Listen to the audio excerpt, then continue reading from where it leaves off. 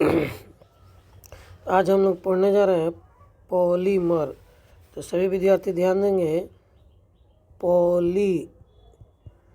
Polymer पढ़ने जा रहे हैं। पॉलीमर क्या होता है? पॉलीमर को हिंदी में कहते हैं बहुलक। पॉलीमर को हिंदी में क्या कहते हैं? बहुलक कहते हैं। तो इसी को हम लोग पढ़ने जा रहे हैं। तो पॉलीमर क्या होता है, तो आइए इसको समझते हैं। पॉलीमर क्या होता है, बहुलक किसे कहते हैं। तो मान लीजिए यहाँ पर हम लोग बनाते हैं एक कंपाउंड जो है इथीन, ETHEN, इथीन। तो बहुत सारा इथीन मॉलिक्यूल आपस में मिलता है, एन मॉलिक्यूल। एन का मतलब 10, 12, 25 कुछ भी हो सकता है। तो बहुत सारा इथीन मॉलिक्यूल आपस में मिलता है तो एक बड़ा मॉलिक्यूल बनता है। उस बड़े मॉलिक्यूल को कहते हैं पॉलीथीन कहते हैं। क्या कहते हैं? पॉलीथीन। तो पॉलीथीन कैसे बनता है? तो बहुत सारा इथीन मॉलिक्यूल आपस में मिलते हैं तो पॉलीथीन बनता है। तो यह जो इथीन है इसको कहेंगे मोनोमर कहेंगे। इसको क्या कहेंगे? मोनोमर कहते हैं। इसको क्या कहते हैं? मोनोमर कहते हैं। और ये पॉलीथीन को कहते हैं पॉलीमर। पॉलीमर कहते हैं। तो आपको यह मोनोमर और पॉलीमर समझ गए आप लोग। तो सिंगल यूनिट, सिंपलेस्ट यूनिट को मोनोमर कहते हैं और बड़ा से यूनिट को कहते हैं पॉलीमर कहते हैं। तो इसी से आपका डिफिनीशन जो है कि तैयार हो जाएगा।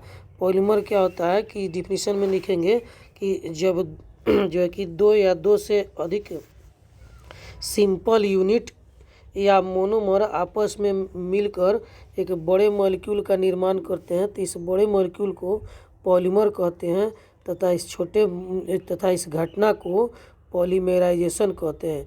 हिंदी में जो है कि पॉलीमर को जो है कि बहुलक भी कहा जाता है।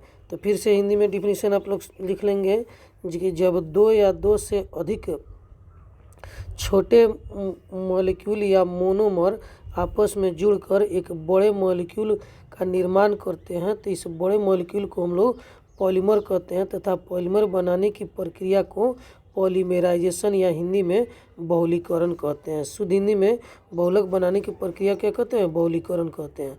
तो यह डिफिनीशन आपसे तैयार हो जाएगा। तो यह इसका उसके बाद यह एग्जाम्पल लिख लेंगे।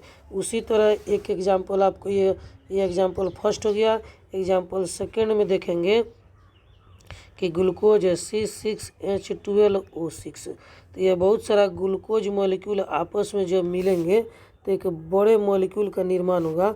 उस बड़े मॉलिक्यूल को हम लोग क्या कहेंगे? स्टार्च कहेंगे। स्टार्च।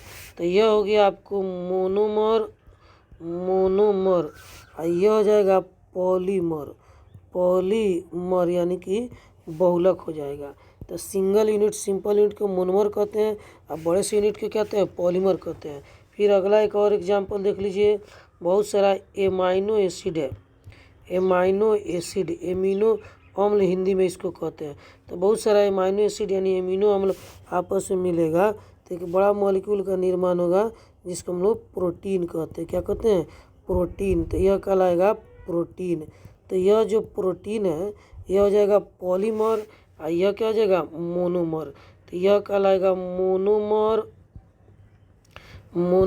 और यह क्या कहलाएगा? पॉलीमर यानी कि बहुलक कहलाएगा। तो इंग्लिश में इसका डिफिनीशन क्या हो जाएगा? व्हेन टू और more than two simple unit और monomer combined with each other and form a large molecular weight molecule, then the large molecular weight molecule is called polymer and the simple unit are called monomer, and the process in which monomer can form polymer are called polymerization। तो English वाले विद्यार्थी लिख लेंगे। Simple में क्या लिखेंगे? एक line में अगर डिफिनीशन लिखना हो तो the process in which monomer combined with each other and form polymer are called polymerization. In this process simple unit are called monomer and big unit are called polymer। तो इस तरह से आप डिफिनीशन लिख लेंगे पॉलीमर का। हिंदी और English वाले दोनों विद्यार्थी साथ में एग्जाम्पल भी लिख देंगे। और एक और एग्जाम्पल आपको दे देते हैं। यहाँ पर एक और एग्जाम्पल में आते हैं हम लोग। तो एक और एग्जाम्पल है बहुत सारा जो है कि न्यूक्लियोटाइड्स जो है कि आपस में मिलते हैं। बहुत सारा न्यूक्लियोटाइड तो एक डीएनए मॉलिक्यूल बनता है। क्या बनता है? डीएनए। तो यह हो गया आपको मोनोमर सिंपल यूनिट है इसके मिलने से जो बनता है उसको क्या कहते हैं, पॉलीमर कहते हैं। तो मोनोमर सिंपल यूनिट होता है, और पॉलीमर जो कि बड़ा यूनिट होता है उसका मोलिकुलर वेट क्या होता है, अधिक होता है। तो यह मोनोमर और पॉलीमर हम लोग देख लिए कि किसको मोनोमर कहेंगे और किसको पॉलीमर कहेंगे। हिंदी में जो है कि पॉलीमर को हम लोग बहुलक कहते हैं। तो बहुलक बनाने की प्रक्रिया को बहुलीकरण कहा जाता है। तो हिंदी और इंग्लिश वाला डिफिनेशन लिख लेंगे, एग्जाम्पल भी हो गया। अब आते हैं टाइप्स ऑफ पॉलीमर, पॉलीमर के प्रकार। तो पॉलीमर जो है मुख्य रूप से 5 प्रकार के होते हैं। They are mainly 5 types, they are mainly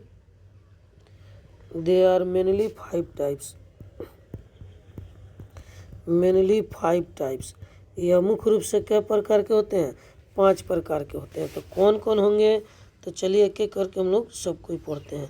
तो सबसे जो पहला पॉलीमर है, सबसे पहला टाइप, उसको हम लोग क्या कहेंगे यह जो बांटा गया है तो किस आधार पर बांटा गया है, तो इसको बांटा गया on the basis of formation, या प्रकृति के आधार पर यह बांटा गया है। तो यह जो बहुलक है, तो सबसे पहला जो बांटा गया है वह on the basis of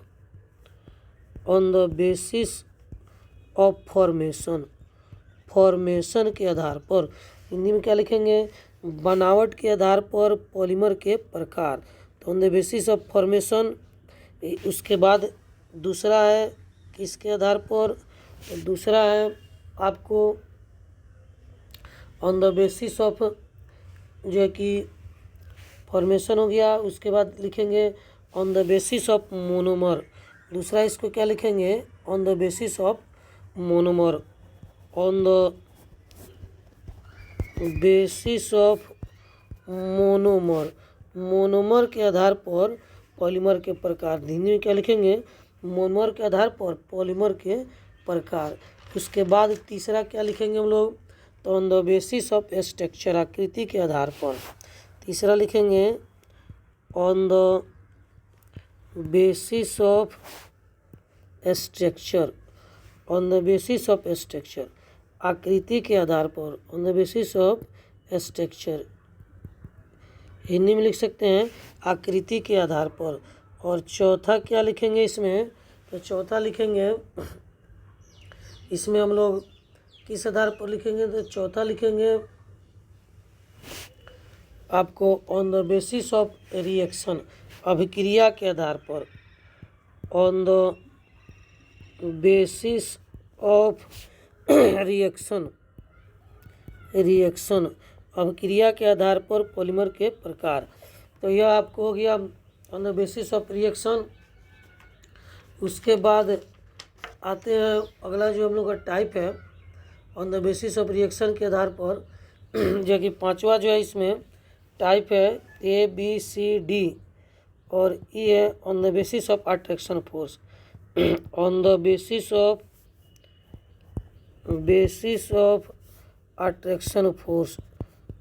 attraction force.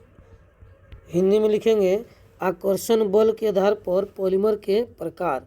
तो इस प्रकार यह 5 प्रकार के पॉलीमर होते हैं, या पॉलीमर को 5 आधार पर बांटा गया। तो सबसे पहला हम लोग शुरू करते हैं on the basis of formation, बनावट के आधार पर। तो आइए देखते हैं on the basis of formation. तो on the basis of formation में हम लोग चलिए पहला पढ़ने जा रहे हैं on the basis of formation. तो पहला लिखते हैं ए नंबर में, on the basis of formation, बनावट के आधार पर। तो बनावट के आधार पर कितने प्रकार के होते हैं, तो आइए इसको देखते हैं। On the basis of formation, बनावट के आधार पर यह मुख्य रूप से 3 प्रकार के होते हैं, 3 टाइप्स। बनावट के आधार पर यह मुख्य रूप से क्या प्रकार के होते हैं, 3 प्रकार का। तो कौन कौन होंगे, तो सबसे पहला लिखते हैं हम लोग नेचुरल पॉलीमर।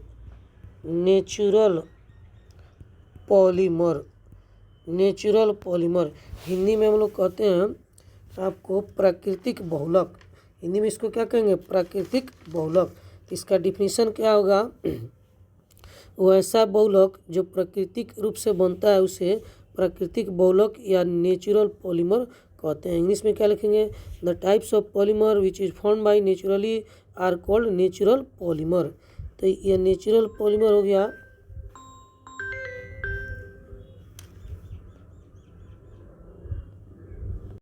तो नेचुरल पॉलीमर जो होते हैं वो प्राकृतिक रूप से पाए जाते हैं, प्राकृतिक में बनते हैं। तो यह जो कि डिफिनीशन आप लोग लिख लेंगे। अब इसका एग्जाम्पल क्या होगा? फॉर्म बाय एग्जाम्पल क्या लिखेंगे? एग्जाम्पल नेचुरल पॉलीमर का। तो नेचुरल पॉलीमर का एग्जाम्पल हो गया आपको स्टार्च हो गया। क्या हो गया? स्टार्च। तो इधर लिखते हैं पॉलीमर। यह हो गया नेचुरल पॉलीमर। यह हो गया इसका मोनोमर, या जिस इससे यह मिलके बना होता है। तो नेचुरल पॉलीमर में आता है पहला स्टार्च, STARCH। तो स्टार्च किससे मिलके बना होता है? तो यह ग्लूकोज से मिलके बना होता है। किससे मिलकर होता है? ग्लूकोज से। दूसरा जो है नेचुरल पॉलीमर आपको आता है सेलुलोज। तो सेलुलोज भी मिल किससे बन के बना होता है? तो ग्लूकोज से मिलके बनता है। तीसरा जो है कि आपको आ गया इसका एग्जाम्पल न्यूक्लिक एसिड यानी DNA और RNA। तो यहाँ पर लिखते हैं DNA। तो यह किससे मिलकर बना होता है? तो न्यूक्लियोटाइड से मिलकर बनता है। किससे बनता है? न्यूक्लियोटाइड से। चौथा जो है कि नेचुरल पॉलीमर क्या है? प्रोटीन। हिंदी में प्रोटीन लिखते हैं। यह किससे मिलकर बना होता है? एमाइनो एसिड से, एमिनो अम्ल से बना होता है। तो याद रखेंगे यह सब नेचुरल पॉलीमर है, क्योंकि यह स्टार्च, सेलुलोज, DNA और प्रोटीन यह किसी मशीन में तैयार नहीं होता है। यह हमारे शरीर या पेड़ पौधे के या जीव जंतु के शरीर के अंदर बनता है। तो नेचुरल उसे क्या कहेंगे? नेचुरल पॉलीमर कहेंगे। तो इसका डिफिनीशन ऐसे भी लिख सकते हैं, वैसा बहुलक जिसका निर्माण पेड़ पौधे तथा जीव जंतु के शरीर के अंदर प्राकृतिक रूप द्वारा होता है, उसे नेचुरल पॉलीमर या प्राकृतिक बहुलक कहते हैं। इंग्लिश में क्या लिख सकते हैं? The types of polymer which is form in या which is synthesised in body of plant and animal by naturally process are called natural polymer. तो यह सब नेचुरल पॉलीमर है। अब आते हैं नेचुरल पॉलीमर के बाद दूसरा आते हैं, डिफिनीशन हो गया और एग्जाम्पल हो गया। दूसरा आता है इसमें नेचुरल पॉलीमर के बाद दूसरा एग्जाम्पल इसमें आता है आपको जो है कि सिंथेटिक पॉलीमर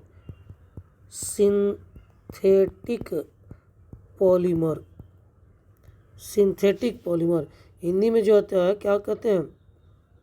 हिंदी में कहते हैं जो कि संश्लेषित बहुलक। हिंदी में किसको क्या कहते हैं?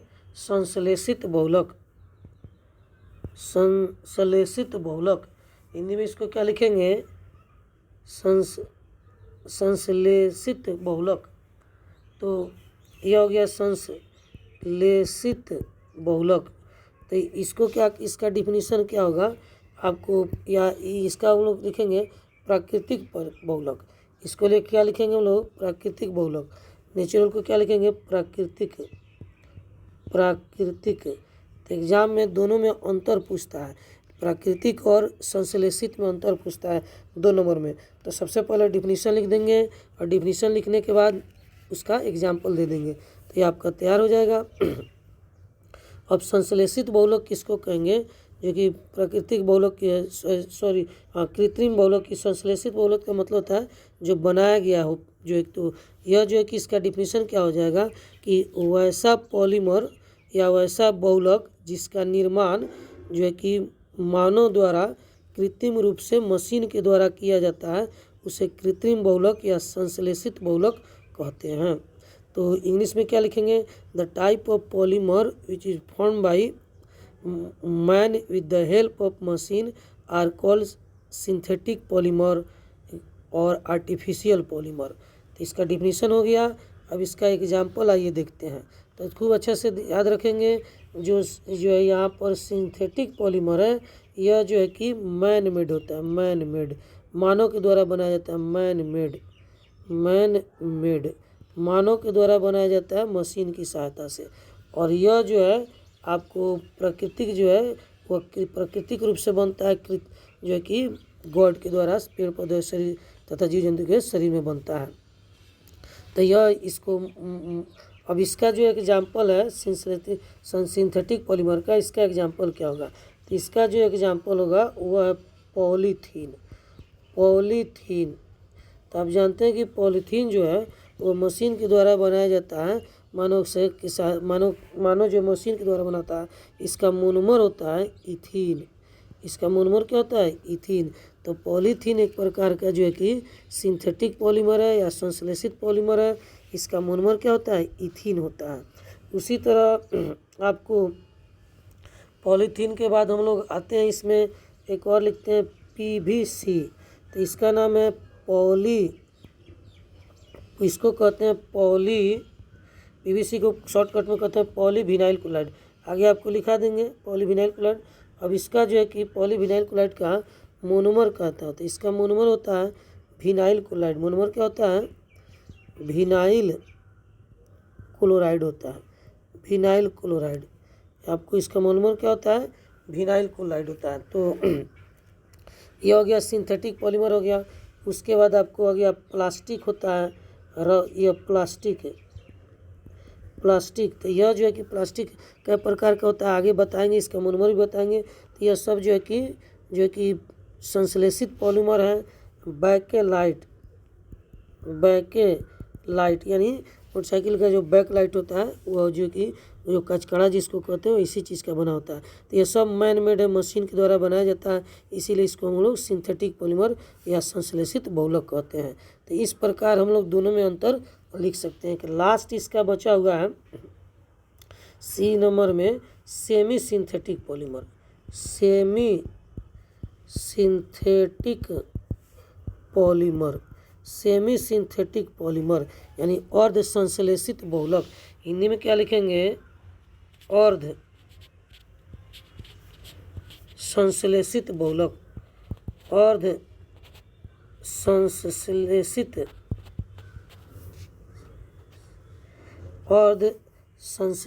बहुलक। हिंदी में क्या लिखेंगे? अर्ध संश्लेषित बहुलक।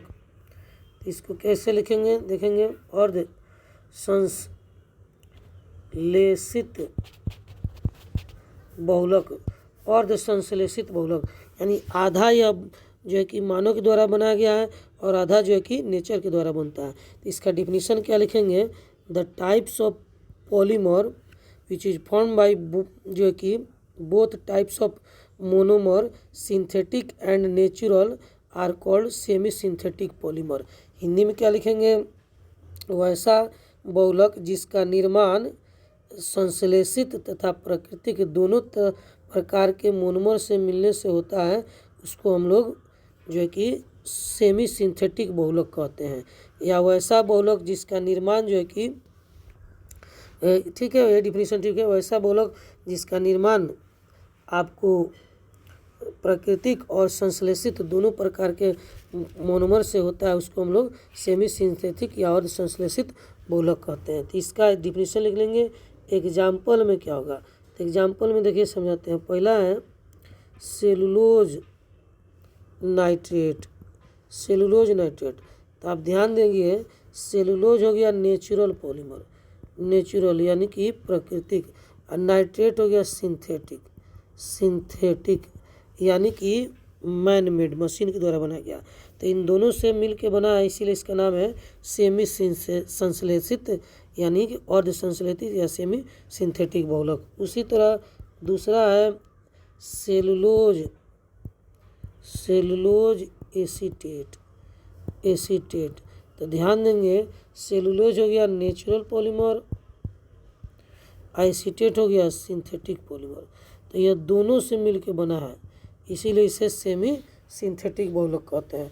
तो ऑब्जेक्टिव में इस तरह से पूछ सकता है कौन नेचुरल पॉलीमर है, कौन सिंथेटिक पॉलीमर है, कौन सेमी सिंथेटिक पॉलीमर है, उसको आसानी से यहाँ पर आप लिख सकते हैं। अब इसके बाद आता है टाइप्स ऑफ पॉलीमर, जो कि पहला टाइप तो हम लोग समाप्त कर लिए। अब इसका दूसरा टाइप है on the basis of monomer दिया गया था। ऑन द बेसिस ऑफ देखिए यहाँ पर दिखा गया ऑन द बेसिस ऑफ, जो कि पहला फॉर्मेशन था, दूसरा on the basis of monomer. तो चलिए अब इसको पढ़ते हैं। On the basis of monomer, monomer के आधार पर पॉलीमर यानी बहुलक के प्रकार। तो यहाँ पर देखते हैं बी नंबर में on the basis of monomer, on the basis of monomer, monomer के आधार पर बहुलक के प्रकार। तो मोनोमर के आधार पर बहुलक कितने प्रकार के होते हैं, तो आइए देखते हैं। तो यह मुख्य रूप से 2 प्रकार के होते हैं। It is mainly 2 types. क्या लिखेंगे, इट इज मेनली 2 टाइप्स। तो कौन कौन होंगे, तो आइए इसको देखते हैं। दोनों में अंतर पूछा जाता है एग्जाम में 2 नंबर में। तो चलिए इसको लिखते हैं, उसके बाद हम लोग इसका एग्जाम्पल देखेंगे। तो सबसे पहला है होमोपॉलीमर, होमोपॉलीमर होमोपॉलीमर हिंदी में समबहुलक कहते हैं।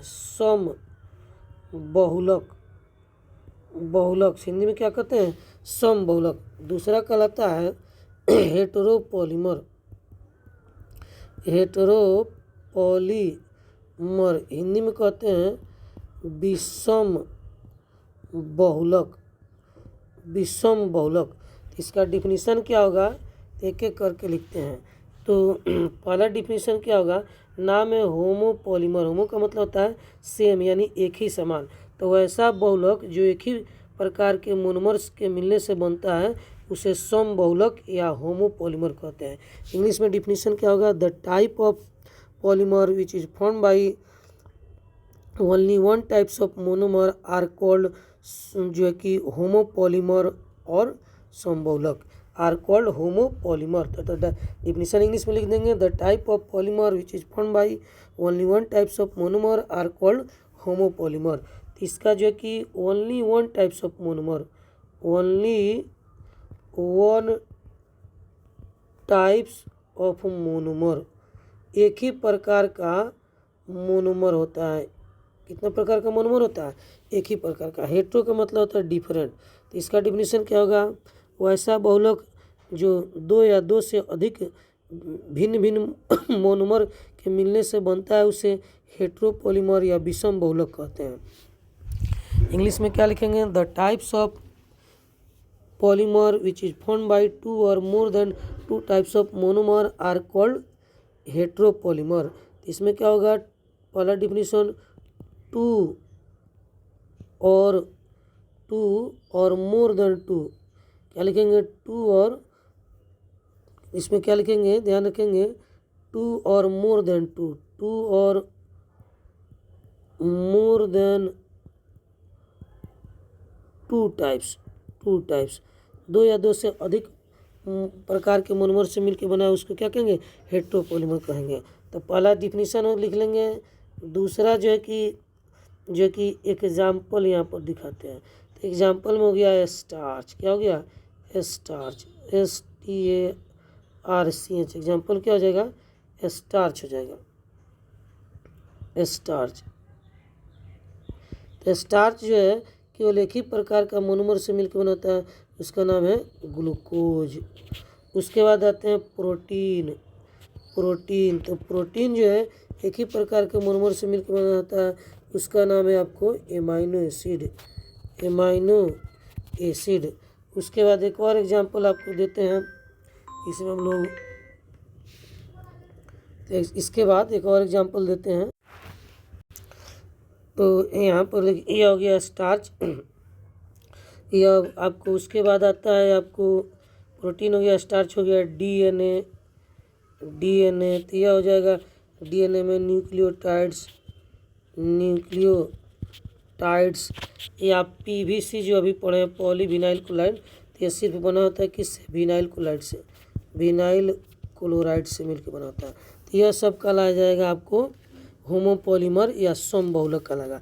हेटेरोपॉलीमर का एग्जाम्पल कौन कौन सा है, तो आइए इसके एग्जाम्पल देखते हैं। हेटेरोपॉलीमर में भिन्न भिन्न प्रकार के मोनोमर होते हैं।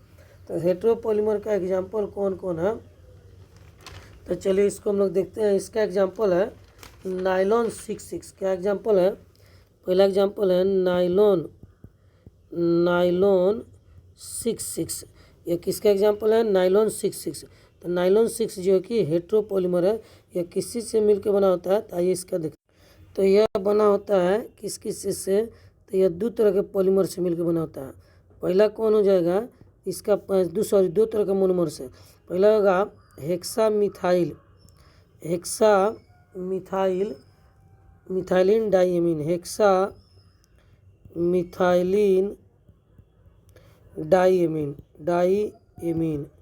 आप प्लस दूसरा इसमें क्या रहता है, दूसरा इसमें रहता है adipic acid, adipic acid Hindi में आप लोग लिख सकते हैं हेक्सा मिथाइलिन डाइएमीन, हिंदी में इसी तरह लिखाएगा, और एडेपिक एसिड को हिंदी में एडेपिक एसिड ही कहते हैं। तो यह दोनों से मिल के बना होता है, इसीलिए इसका नाम है हेट्रोपॉलीमर।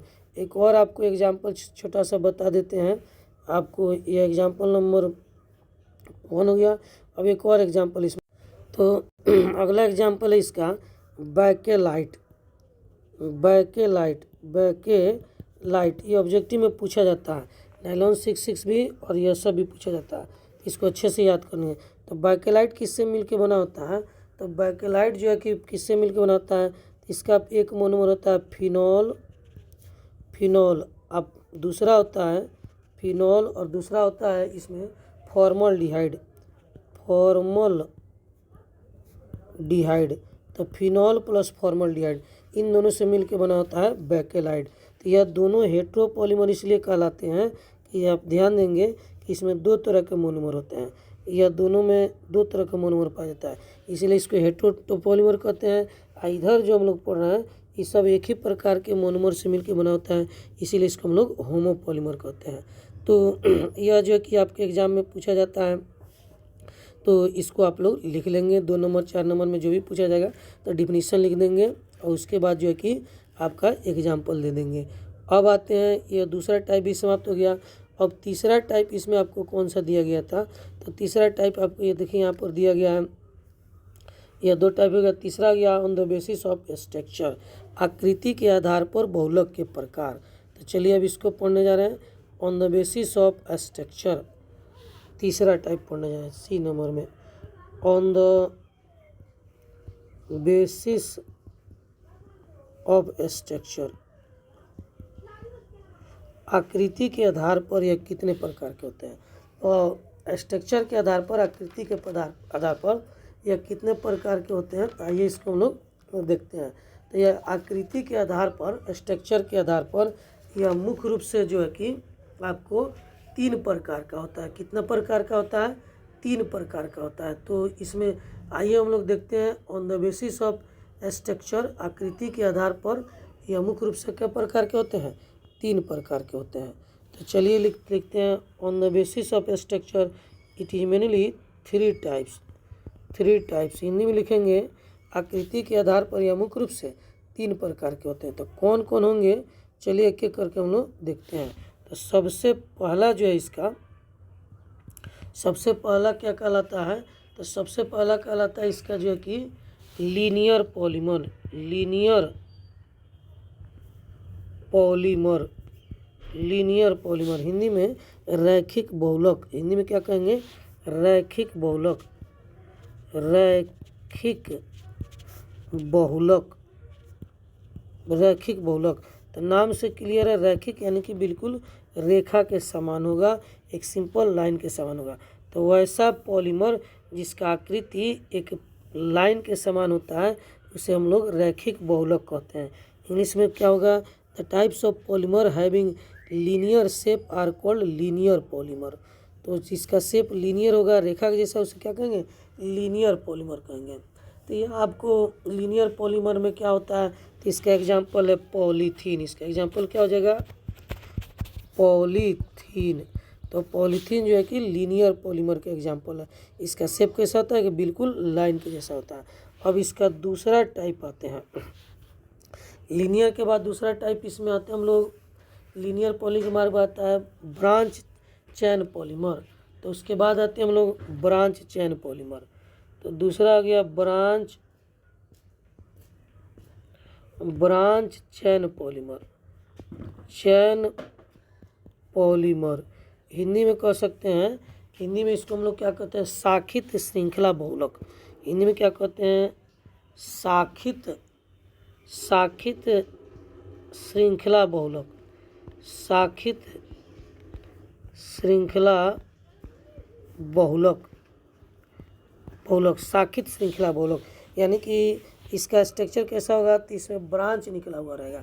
जैसे एक पॉलीमर यहाँ पर इस तरह से है, अब इसमें एक ब्रांच इधर निकल गया, एक इधर निकल गया, एक इधर निकल गया, फिर एक ये यहाँ ब्रांच आ गया, एक यहाँ ब्रांच आ गया, इसी तरीक़े से इसमें ब्रांच निकलते रहता है, इसीलिए इसका नाम क्या है, शाखित बहुलक। तो इसका डिफिनीशन क्या लिखेंगे, the types of polymer having branch are called branch chain polymer. Hindi में क्या लिखेंगे, वैसा बहुलक जिसका आकृतिज में जो कि श्रृंखला पाया जाता है उसे हम लोग शाखित बहुलक कहते हैं, या जो श्रृंखला के आकार का होता है जिसमें ब्रांच पाया जाता है उसे हम लोग ब्रांच बहुलक या शाखित बहुलक कहते हैं। नाम में ही डिफिनीशन है। इसका एग्जाम्पल क्या होगा, तो इसका एग्जाम्पल क्या होगा, तो इसका एग्जाम्पल होगा LDPE। इसका एग्जाम्पल क्या होगा, LDPE। LDPE इसको क्या कहेंगे, लो डेंसिटी पॉलीथीन। इसको क्या कहेंगे, low density polythene, low density polythene, LDPE याद रखिएगा। ऑब्जेक्टिव पूछता है। यहाँ जो हम लोग पढ़े हैं वो हम लोग पढ़े हैं, ये आपको क्या पढ़े हैं, HDPE। इसका मतलब क्या हो गया, high density polythene, high density polythene.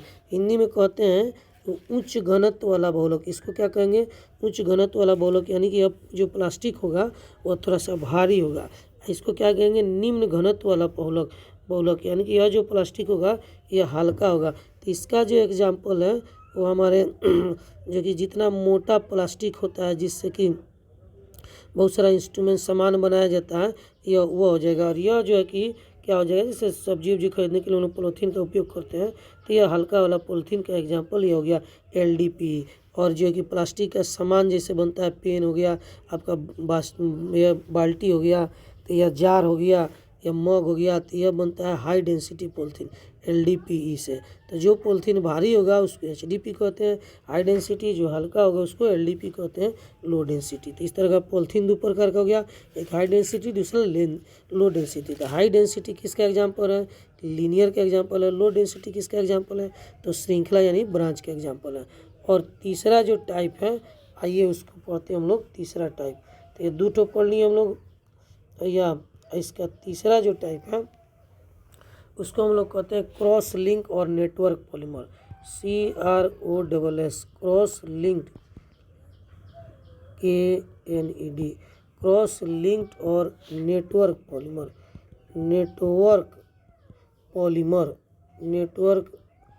Polymer. Hindi में क्या लिखेंगे इसको, हिंदी में लिखेंगे हम लोग तृतीयक बंधित बहुलक। हिंदी में इसको लिखते हैं तृतीयक बंधिक बहुलक, तृतीयक बंधिक बहुलक। तो यह जो तृतीयक बंधित बहुलक, तृतीयक बंधित बहुलक इसको कहेंगे, क्या कहेंगे, तृतीयक बंधिक बहुलक कहेंगे। तो यह जो है कि तृतीयक बंधिक जो बहुलक है यह कैसा होता है, तो यह जो है कि इसका आकृति जो है कि कैसा होता है, जाल के जैसा होता है। देखिए इस पर यहाँ पर बना रहे हैं, तो इसीलिए इसको जालक बहुलक भी हम लोग कहते हैं। यहाँ पर इस तरह के, इसको फिर ऐसे, फिर ऐसे, फिर इस तरह से, फिर यहाँ पर इस तरह से, तो यह एक जाल के जैसा आकृति बन गया, इसीलिए हम लोग जालक बहुलक कहते हैं। तो इसका डिफिनीशन क्या होगा, वैसा बहुलक जिसका आकार जो है कि एक जाल के समान होता है, नेटवर्क के समान होता है, उसे नेटवर्क पॉलीमर या तृतीयक बंधित बहुलक कहते हैं। इंग्लिश में क्या लिखेंगे, the type of polymer having network like structure are called network polymer. तो इस तरह से आप लोग डिफिनीशन लिख देंगे। अब आते हैं इसका एग्जाम्पल देखते हैं। तो एग्जाम्पल क्या होगा, तो इसका जो एग्जाम्पल है बहुत आसान है। यह जो इसका एग्जाम्पल है बैकेलाइट, बैकेलाइट जो है इसका एग्जाम्पल है नेटवर्क पॉलीमर का, जिससे मोटरसाइकिल का बैकलाइट का निर्माण होता है, तो इसीलिए इसका नाम पड़ा बैकेलाइट। तो इसका जो है कि बैकेलाइट हो गया, दूसरा क्या हो गया, फॉर्मल डिहाइड रेजिन। तो हिंदी में भी यही लिखते हैं फॉर्मल डिहाइड रेजिन। अब बैकेलाइट को हिंदी में इसी तरह से लिखते हैं बैकेलाइट, बैकेलाइट। तो यह जो है कि आपका समाप्त हो गया ब्रांच के आधार पर। तो इस तरीक़ा से हम लोग जो कि कितना आप लोग हम लोग पढ़ लिए, तो इस प्रकार से हम लोग 3 ठो पढ़ लिए। अब चौथा क्या होता है, तो चौथा ही यहाँ पर देखते हैं। चौथा क्या लिखे हैं, 5 प्रकार का होता है जिसमें से 3 प्रकार हम लोग पढ़ लिए। चौथा है on the basis of reaction, अभिक्रिया के आधार पर। तो अभिक्रिया के आधार पर मुख्य रूप से 2 प्रकार का होता है। तो आइए इसको भी हम लोग देख लेते हैं। On the basis of reaction, अभिक्रिया के आधार पर। तो यहाँ पर लिखते हैं हम लोग on the basis of reaction, अभिक्रिया के आधार पर। तो ये चौथा पढ़ने जा रहे हैं, डी नंबर। तो on the basis of reaction, अभिक्रिया के आधार पर बहुलक के प्रकार। तो अभिक्रिया के आधार पर मुख्य रूप से 2 प्रकार का होता है। कौन कौन होगा, तो एक होता है एडिशन, ADDITION, एडिशन पॉलीमर। दूसरा होता है कंडेंसेशन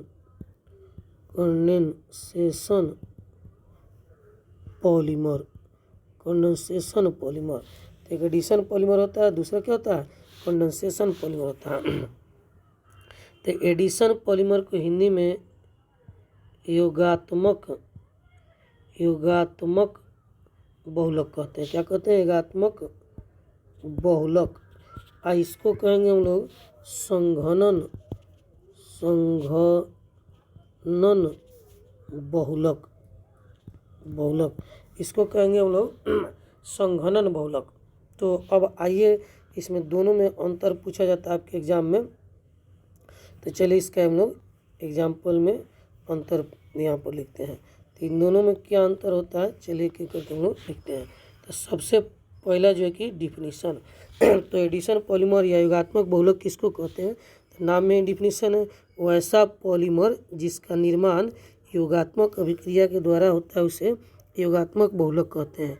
इंग्लिश में the type of polymer which is form by addition reaction are called addition polymer. तो किससे बनता है, एडिशन रिएक्शन, शॉर्टकट में लिख दें यहाँ पर एडिशन रिएक्शन से बनता है। तो आप डिफिनीशन लिख लेंगे अच्छे से, यहाँ पर शॉर्टकट में लिख दिए। अब आते हैं इसमें डिफिनीशन क्या लिखेंगे। तो इसका भी डिफिनीशन इसके नाम में छुपा हुआ है, वैसा पॉलीमर जिसका निर्माण संघनन अभिक्रिया के द्वारा होता है उसे हम लोग संघनन बहुलक कहते हैं। इंग्लिश में क्या लिखेंगे, the type of polymer which is form by condensation reaction are called condensation polymer. तो यह किससे बनता है, तो कंडेंसेशन रिएक्शन से। कंडेंसेशन रिएक्शन हिंदी में संघनन अभिक्रिया। तो यह एग्जाम्पल डिफिनीशन हो गया। अब आते हैं इसका जो हम लोग जो है कि एग्जाम्पल देखते हैं और इसको देखते हैं। तो इससे जो है कि एडिशन रिएक्शन का जो है कि इसमें होता क्या है, इसका एक एग्जाम्पल सिंपल सा है आपको, पॉलीथीन या PVC। तो इसका एग्जाम्पल क्या हो जाएगा, शॉर्टकट में यहाँ पर जो आपको एग्जाम्पल दिया गया है वह आते हैं हम लोग वही पॉलीथीन या PVC। तो इसमें होता क्या है कि पॉलीथीन में बहुत सारा इथीन मॉलिक्यूल यानी एक इथीन मॉलिक्यूल दूसरे इथीन के साथ फिर वह तीसरे इथीन के साथ इस तरह से रिएक्शन करके एक लंबा चेन का निर्माण करता है। तो यह इसमें होता क्या है कि इनके बीच का डबल बॉन्ड टूटता है। इथीन में जो डबल बॉन्ड होता है यहाँ पर CH2 डबल बॉन्ड CH2 होता है, तो इनके बीच का एक बॉन्ड जो है कि यहाँ से टूट जाता है। यह बॉन्ड एक बॉन्ड इसमें से टूट जाता है और बन जाता है सिंगल बॉन्ड। उससे फिर दूसरा इथीन मॉलिक्यूल आके जुड़ जाता है, फिर तीसरा जुड़ जाता है और सबके बीच का बॉन्ड टूटते जाता है। इस प्रकार एक लंबा चेन का निर्माण होता है। तो यह जो पॉलीथीन है, पॉलीथीन यह इथीन से मिलकर बना होता है। किससे मिलकर बना होता है, इथीन से। और यह एक प्रकार का जो है कि एडिशन रिएक्शन से तैयार होता है। तो इसको हम लोग कह सकते हैं एडिशन पॉलीमर में भी इसको हम लोग कह सकते हैं। और एडिशन को होमोपॉलीमर भी कह सकते हैं क्योंकि इसमें एक ही प्रकार का केवल मोनोमर है। तो यह आपको हो गया। दूसरा इसका एक और एग्जाम्पल देख लीजिए, एक दूसरा एग्जाम्पल लिख देते हैं। आपको पीवीसी बताया गया था, पीवीसी, इसका नाम होता है पॉली विनाइल क्लोराइड। तो इसमें भी क्या होता है, बहुत सारा विनाइल क्लोराइड आपस में जुड़ते चले जाते हैं, विनाइल क्लोराइड। उसी तरह एक और वो जोड़ दीजिएगा, विनाइल क्लोराइड, और यह जो है कि आपस में जुड़कर विनाइल क्लोराइड आपस में जुड़कर एक लंबा चेन का निर्माण करते हैं। तो यह कहलाता है एडिशन पॉलीमर। इसमें होता क्या है, एडिशन पॉलीमर क्यों होता है इसमें, क्योंकि इसमें भी डबल बॉन्ड पाया जाता है। यह है विनाइल क्लोराइड। विनाइल क्लोराइड में आपको CH2, यहाँ पर CH2, फिर डबल बॉन्ड CHCl होता है, इसी को विनाइल क्लोराइड कहते हैं। तो इसमें जो डबल बॉन्ड पाया जाता है वो एक बॉन्ड इसमें से क्या होता है, टूट जाता है। एक बॉन्ड इसमें से यह बॉन्ड टूट जाता है और सिंगल बॉन्ड में कन्वर्ट हो जाता है, इसीलिए इसमें एडिशन रिएक्शन होता है। इसी कारण इसको हम लोग एडिशन रिएक्शन कहते हैं। अब क्या होता है इसमें आपको कंडेंसेशन में क्या होता है, तो अच्छा एडिशन में और क्या होता है, बहुत सारे छोटे छोटे मॉलिक्यूल आपस में एक जुड़कर एक चेन का निर्माण करते हैं और एक जो है कि बड़े से लॉन्ग चेन का निर्माण करते हैं। तो इसमें बहुत सारे छोटे छोटे मॉलिक्यूल आपस में जुड़कर एक चेन का निर्माण करते हैं। इसमें क्या होता है कंडेंसेशन में कि बहुत सारा छोटा मॉलिक्यूल आपस में कंडेंस कर जाते हैं, फ्यूज कर जाते हैं, और फ्यूज करके एक बड़े मॉलिक्यूल का निर्माण करते हैं, इसीलिए इसका नाम पड़ा है कंडेंसेशन पॉलीमर। तो इसका एग्जांपल क्या है कंडेंसेशन पॉलीमर का, तो यहाँ पर देखते हैं कंडेंसेशन पॉलीमर का एग्जांपल है नाइलॉन 66। इसका नाम क्या है, एग्जांपल क्या है, नाइलॉन 66। तो नाइलॉन 66 में क्या होता है, इसमें दो तरह का मोनोमर होता है। आपको बताए थे एक hexa methylene diamine, hexa methylene diamine. इसमें होता क्या है, CH2 लिख दीजिए, आज यह 6 हो गया हेक्सा मिथाइलिन। इसको कहते हैं डाइएमीन। एक NH2 इधर रहता है और एक NH2 इधर रहता है। इसको ऑब्जेक्टिव में कभी कभी पूछ देता है, इसलिए बता रहा है। तो हेक्सा मिथाइल डाइएमीन हो गया। अब प्लस एडेपिक एसिड होता है, इसमें क्या होता है, प्लस एडेपिक एसिड होता है। तो एडेपिक एसिड का फॉर्मूला क्या होगा, तो आइए यहाँ पर देखते हैं। यह प्लस रहता है एडेपिक एसिड। तो ये दोनों मोनोमर आपस में फ्यूज करते हैं कंडेंसेशन अभिक्रिया के द्वारा, इसीलिए इससे बना जो पॉलीमर है उसको कंडेंसेशन पॉलीमर कहते हैं। तो एडेपिक एसिड का फॉर्मूला क्या होता है, CH2 का होल 6 इसमें भी होता है, और इसमें जो है कि 2 ठो एसिड ग्रुप होता है, एक इधर COOH, एक इधर COOH। यही एडेपिक एसिड का फॉर्मूला है। तो ये दोनों मोनोमर आपस में फ्यूज करते हैं, कंडेंस करते हैं, तब जाके पॉलीमर का निर्माण होता है। इसीलिए इनके फ्यूजन से जो पॉलीमर बनता है, इनके कंडेंसेशन से जो पॉलीमर बनता है, उसे हम लोग कंडेंसेशन पॉलीमर कहते हैं। तो यह नाइलॉन 66 जो किसका एग्जाम्पल है, कंडेंसेशन पॉलीमर का एग्जाम्पल है। उसके बाद आपको आते हैं हम लोग बेकेलाइट, भी आपको इसमें बताते हैं। एक और बताया गया था बेकेलाइट। तो बेकेलाइट जो है कि 2 चीज़ से मिलकर बना होता है, आपको बताया गया था। एक फिनॉल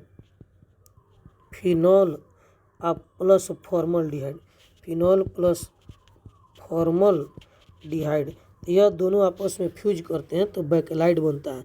इसीलिए बेकेलाइट को भी कंडेंसेशन पॉलीमर या संघनन बहुलक कहते हैं। तो इसमें फिनॉल का फॉर्मूला यह हो जाएगा, आप देखें यहाँ पर, यह हो गया आपको फिनॉल, OH जुट गया, अब फॉर्मलडिहाइड हो गया HCHO, यह हो गया फॉर्मलडिहाइड। तो ये दोनों मिलता है तो ये कंडेंसेशन पॉलीमर होता है। तो यह आपका एग्जाम्पल हम देख लिए, और इस प्रकार यह भी आपका समाप्त हो गया। और 5वां और लास्ट पॉलीमर क्या है, आइए यहाँ पर देखते हैं। तो 5वां और लास्ट पॉलीमर आपको क्या दिखाया गया है, तो 5वां और लास्ट पॉलीमर में आपको आता है on the basis of attraction force, आकर्षण बल के आधार पर पॉलीमर के प्रकार। तो चलिए यहाँ पर देखते हैं on the basis of attraction force. तो हिंदी वाले विद्यार्थी सुन के इसको अच्छे से लिख लेंगे, इंग्लिश वाले यहाँ पर लिख रहे हैं। तो तो हिंदी दोनों आदमी अच्छे से लिख लेंगे। यहाँ से ऑब्जेक्टिव क्वेश्चन बहुत सारा पूछा जाता है, दोनों में पूछा जाता है, तो इसको एग्जाम में ध्यान देंगे। तो जो इसमें अब अट्रैक्शन फोर्स के आधार पर पढ़ना है। तो चलिए यहाँ पर देखते हैं अट्रैक्शन फोर्स के आधार पर। तो लास्ट में हम लोग पढ़ने जा रहे हैं ई नंबर में, on the basis of attraction force. Attraction force, आकर्षण बल के आधार पर बहुलक के प्रकार। तो आकर्षण बल के आधार पर बहुलक जो है कि क्या प्रकार के होते हैं, तो आइए यहाँ पर देखते हैं। यह आकर्षण बल के आधार पर मुख्य रूप से 4 प्रकार के होते हैं। They are mainly 4 types. They are mainly 4 types. 4 types, यह मुख्य रूप से कई प्रकार के होते हैं, 4 प्रकार के होते हैं। तो कौन कौन होंगे, तो आइए सबसे पहला यहाँ पर देखते हैं। तो सबसे पहला जो है उसको कहते हैं एलास्टोमर। एलास्टोमर कहते हैं। तो एलास्टोमर को हिंदी में एलास्टोमर लिखते हैं। हिंदी में क्या लिखते हैं, हिंदी में लिखेंगे इसको एलास्टोमर। हिंदी में लिखेंगे एलास्टोमर। तो एलास्टोमर किसको कहेंगे, चलिए चारों का डिफिनीशन साथ साथ हम लोग लिखते चलते हैं। तो वैसा जो कि आपको, तो इसका डिफिनीशन होगा वैसा बहुलक जिसमें मोनोमर जो है कि दुर्बल आकर्षण बल से जुड़े होते हैं, उसे एलास्टोमर कहते हैं। इंग्लिश में क्या लिखेंगे, the types of polymer in which monomer are attach with each other with weak attraction force are called elastomer. तो याद रखेंगे weak attraction force, weak attraction force, attraction force Hindi में क्या लिखेंगे, दुर्बल आकर्षण बल से अगर मोनोमर जुड़े रहते हैं तो उसको हम लोग क्या कहेंगे, एलास्टोमर कहेंगे। इसका एक सिंपल सा एग्जांपल है। एग्जांपल में क्या लिखना है आप लोग को, एग्जांपल में लिखना है नियोप्रीन। क्या लिखना है, नियोप्रीन। नियोप्रीन याद रखेंगे, नियोप्रीन। तो नियोप्रीन जो है कि यह जो कि एलास्टोमर्स है, जिसमें अट्रैक्शन बल बहुत कम पाया जाता है। इसी से इलास्टिक का चीज़ बना हुआ होता है, इसको ज़्यादा कस के खींच देने पर वह उस इलास्टिसिटी ख़त्म हो जाता है। तो यह इसका एक एग्जाम्पल है, जो पेंट वेंट में इलास्टिक का उपयोग हम लोग करते हैं। तो ये एलास्टोमर से बना होता है। इसमें आकर्षण बल क्या होता है, बहुत वीक होता है। तो बस इसका एक लाइन का डिफिनीशन और एक एग्जाम्पल याद रखना है। एग्जाम्पल ऑब्जेक्टिव में पूछता है। दूसरा जो है कि इसमें क्या है, तो दूसरा का एग्जाम नाम क्या है, इसका नाम है फाइबर। इसका नाम क्या है, फाइबर, FIBER, फाइबर। फाइबर को हिंदी में हम लोग कहते हैं तंतु या रेशा। इसको क्या कहते हैं, रेशा या तंतु कहते हैं, तंतु। तो रेशा या तंतु, तो रेशा या तंतु क्या होता है, इसको क्या कहते हैं, आइए इसका हम लोग डिफिनीशन देखते हैं।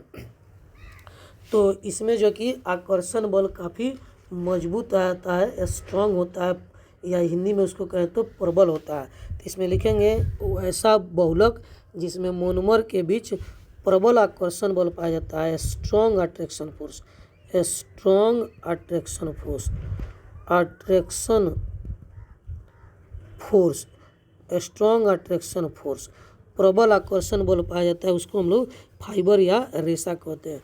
इंग्लिश में क्या डिफिनीशन लिखेंगे, the types of polymer in which monomer है form a strong attraction force between them are called fibre. तो यह काफ़ी मजबूत होता है, जितना जो है कि प्लास्टिक का रस्सी होता है, जिससे कि मोटा मोटा सामान को बांध के खींचा जाता है, बड़ा बड़ा सामान को बांध के खींचा जाता है, वो सब इसी से मिलकर बना होता है। इसी इसका नाम क्या है, फाइबर नाम है। तो आइए इसका एक एग्जाम्पल देखते हैं फाइबर का। तो फाइबर का जो एग्जाम्पल है, नायलॉन का जो रस्सी होता है, नायलॉन, नायलॉन एग्जाम्पल में क्या लिखेंगे, एग्जाम्पल नायलॉन, नायलॉन का जो रस्सी है, नायलॉन 66 या नायलॉन या टेरिलिन का जो कपड़ा आता है, टेरिलिन। तो टेरिलिन का पहले जो कपड़ा आता था, आजकल तो ये बंद हो गया। तो यह सब इसी चीज़ से मिलकर बना होता है। साड़ी उड़ी बनता था इससे, वह साड़ी काफ़ी मजबूत रहता था, जब जल्दी फटता नहीं था। तो नायलॉन या टेरिलिन जो है, यह किसका बना होता है, यह फाइबर कहलाता है, स्ट्रॉन्ग जो कि अट्रैक्शन फोर्स में पाया जाता है। अब इसका तीसरा आपको एक नायलॉन का एक चीज़ और एग्जाम्पल बता देते हैं। साइकिल का जो टायर होता है नायलॉन का बना होता है, याद रखेंगे। तो उसको जब खींचेंगे तो उसमें पतला तार जैसा रेसा जैसा निकलता है और वह काफ़ी मजबूत होता है साइकिल का टायर। इससे क्या करते हैं, कभी कभी किसी का मोटरसाइकिल ख़राब हो जाता है या गाड़ी ख़राब हो जाता है, उसको बांध के उससे आराम से खींच के हम लोग लेके जा सकते हैं, इतना मजबूत होता है। इसीलिए इसमें अट्रैक्शन फोर्स क्या होता है, अधिक पाया जाता है। और एक साइकिल आप चलाते हैं तो उसका साइकिल का टायर ट्यूब साल भर चलता है। तो कारण क्या है, ये काफ़ी मजबूत होता है, स्ट्रॉन्ग अट्रैक्शन फोर्स पाया जाता है। अब तीसरा आते हैं इसमें हम लोग। तो तीसरा में क्या हम लोग देखते हैं, तो तीसरा में जो है कि इसका एग्जाम्पल क्या है, तो तीसरा एग्जाम्पल है थर्मोप्लास्टिक है, ताप सुघट्य बहुलक। तीसरा एग्जाम्पल कहलाता है थर्मोप्लास्टिक। थर्मोप्लास्टिक हिंदी में इसको कहेंगे ताप सुघट्य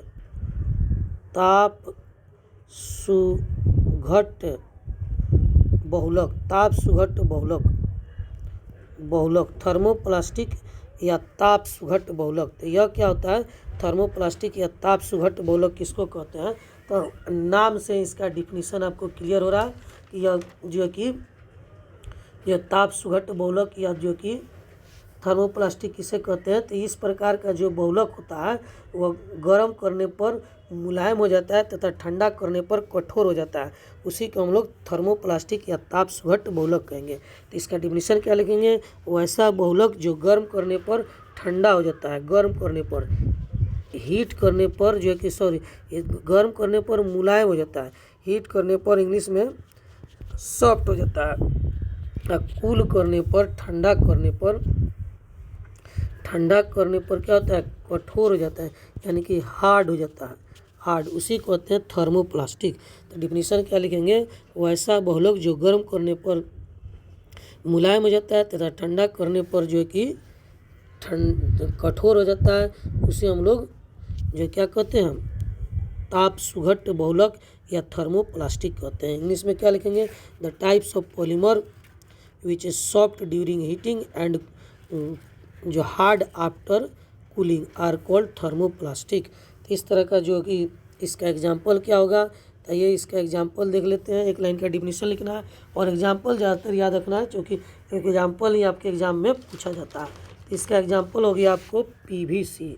एग्जाम्पल क्या हो गया, PVC पॉलीविनाइल क्लोराइड। याद रखेंगे, बार बार इसलिए बता रहे हैं, इसका मोनोमर क्या होता है, विनाइल क्लोराइड होता है, विनाइल क्लोराइड होता है, विनाइल क्लोराइड होता है। इसीलिए इसको कहते हैं PVC पॉलीविनाइल क्लोराइड, यानी N मॉलिक्यूल बहुत सारा विनाइल क्लोराइड आपस में मिलता है तो PVC बनता है। तो यह आपको हो गया। अब लास्ट इसका टाइप बचा हुआ है, आपको कहते हैं, इसको क्या कहते हैं, थर्मोसेटिंग पॉलीमर। इसका लास्ट क्या होगा, यानी D number, thermosetting, THERMO, thermosetting polymer. Thermosetting polymer किसको कहेंगे, ताप जो है कि दृढ़ बहुलक, हिंदी में क्या कहते हैं, ताप दृढ़ ढ होता है, ताप दृढ़ बहुलक, तो ताप दृढ़ बहुलक किसको कहेंगे। तो सिंपल सा पहले एक लाइन का डिफिनीशन लिख लेंगे, उसके बाद इसका एग्जाम्पल लिख देंगे। तो ताप दृढ़ बहुलक या थर्मोसेटिंग पॉलीमर किसको कहते हैं, तो वैसा पॉलीमर जिसको यदि हम लोग गर्म करते हैं तो यह ताप दृढ़ बहुलक किसको कहेंगे, थर्मोसेटिंग पॉलीमर। तो यह जो है कि गर्म करने के बाद इसमें अस्थायी परिवर्तन हो जाता है, इसका दोबारा जो है कि इसका शेप चेंज नहीं किया जा सकता है, इसी को क्या कहेंगे, ताप दृढ़ बहुलक कहेंगे।